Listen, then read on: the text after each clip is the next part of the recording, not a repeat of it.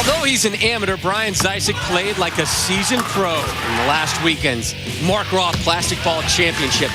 Both he and Jason Belmonte huge in the 10th, forced a one-ball roll-off. Belmo could only drop 9. Zysick got all 10 to drop. The first time an amateur had won on the tour since 2002. And that one, dubbed an instant classic by ESPN, was shown again Monday evening on ESPN Classic. You know, Zysick and company were there watching it, and he and I were exchanging texts in the middle of the rebroadcast as well. What a great match that was. I'm not sure I've had as much fun on the PBA circuit as I did watching that match. Yeah, I think it's one of the greatest moments that I've ever been a part of, and you know, to happen to a guy like Brian Zysick, it's just such a nice guy. It was tremendous. And another point, and you and I were talking about yesterday, what a great show of class by Jason Belmonte. A wonderful performer, an anguishing defeat, yet he comes back, talks live on air to you, handled it so well with Zysick's family as well. Just a good showing by both men. Here's Yes, Angelo, sir. Bottom of the 6th. No chance. Mm-hmm. No chance what? Well, no chance to hit the right side of the headpin, but A strike's a strike, baby. yeah, and you know what? You're bowling a guy like Chris Barnes, man. And you need throw those. a Brooklyn at him, and then you raise your arms. Gets me every You know, time. all that does is it's like throwing gasoline on a fire. All you're going to do is really irritate Chris Barnes. Come on, you really think that irritates Barnes? Oh, trust me. All right. I think he's got other issues on his mind right now, to be honest with you. And we'll talk about that in a second, what he was doing during the commercial break.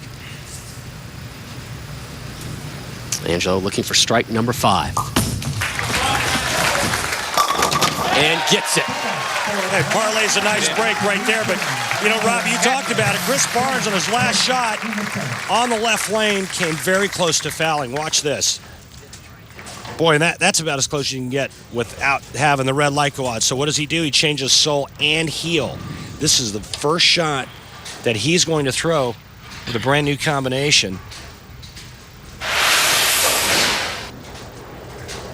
Remember, he got no practice shots when we were at break. When's the last time you saw somebody do that? I can't remember. I've seen, obviously, the players take the shoe brush there and kind of rough up the nap of the sole, but I've never seen them change sole and heel in the middle of a game.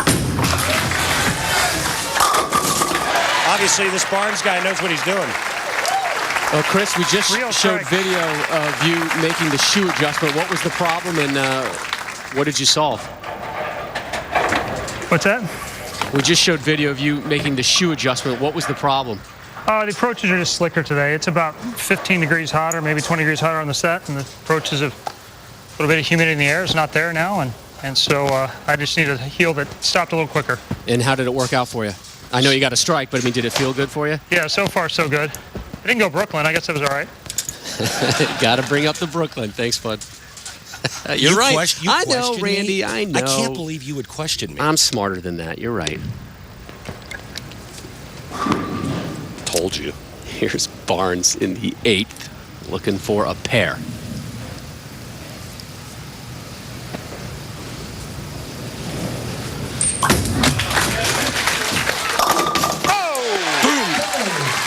And let me just say this. You know, Grant Angelo's not afraid to get in there and mix it up with you. He'll do it.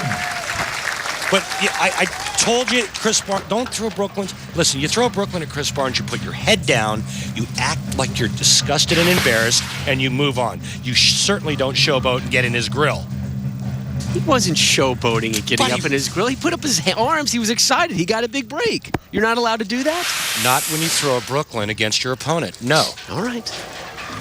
All right. That's the protocol according to you. That's the protocol. That's the PBA protocol, my All friend. right. You know me. I'm all about taunting. Now, just so you know, Brad didn't mean anything by it. He wasn't trying to rub it in his face. It was none of that.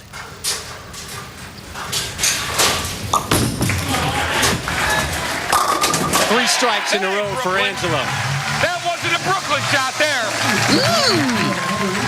Now, boys, did I not just say that Brad's not afraid to mix it up? The Italian coming out in Angelo. I like it. Little Italian stallion. We got us a little game now. Yeah. And it's not just a game on the lanes. It's a game between the ears as well. I think the words were, that one ain't Brooklyn.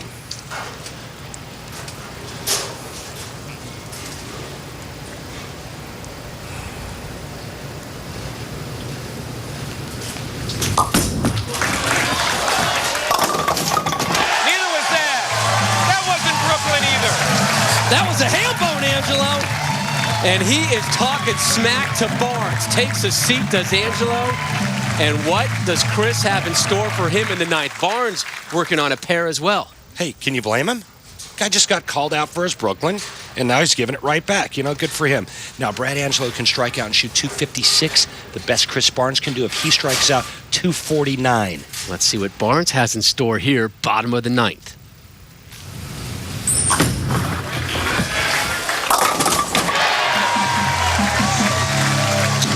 No words exchanged.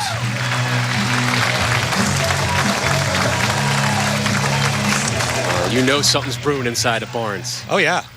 Well, he's just going to get up now and try to stuff 3 in the 10th and go, hey, try to match that. No Brooklyns, that doesn't count. He'll say something to try to get into Brad's dome. Also, he needs to keep the pressure on.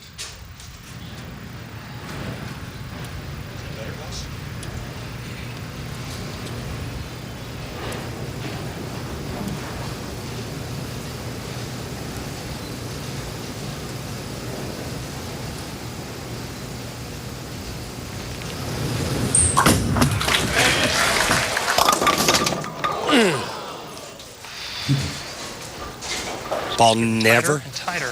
recovered down the lane. You heard him say tighter and tighter, and it just never recovered down the lane. Leaves the 2-pin, and now he is in big trouble. He's only going to be in the 220s. Brad Angelo is already in the 230s.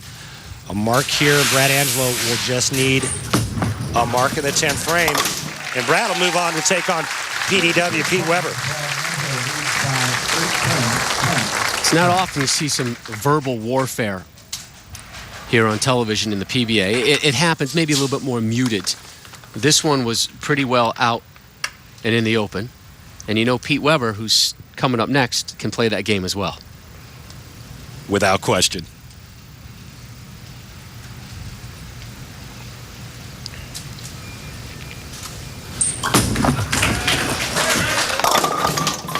Tighter and tighter and tighter down the lane for Chris Barnes.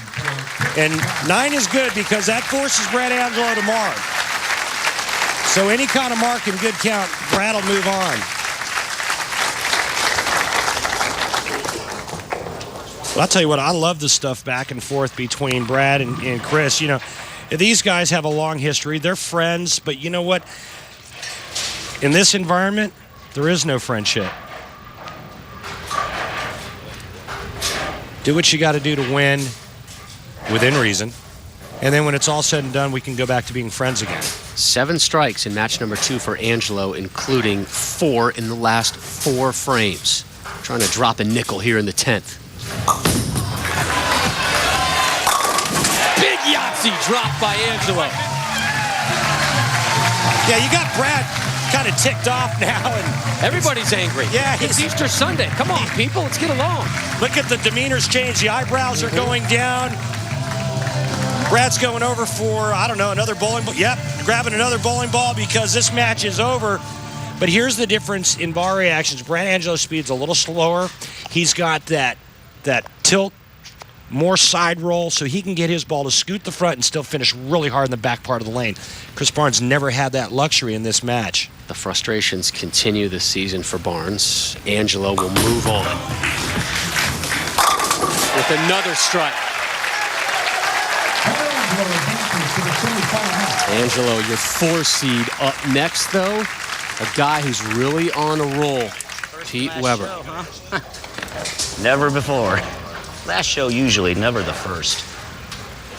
By the way, hi, Leslie. That was a live shot of Pete Weber, who's just about 10 feet away from Angelo right now, as Angelo throws his last one here in match number 2. Concludes with 7 strikes to close out this match.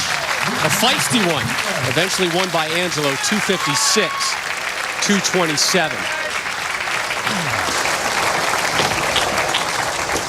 The last time we saw PDW on TV, he was busy giving an eager photog the business.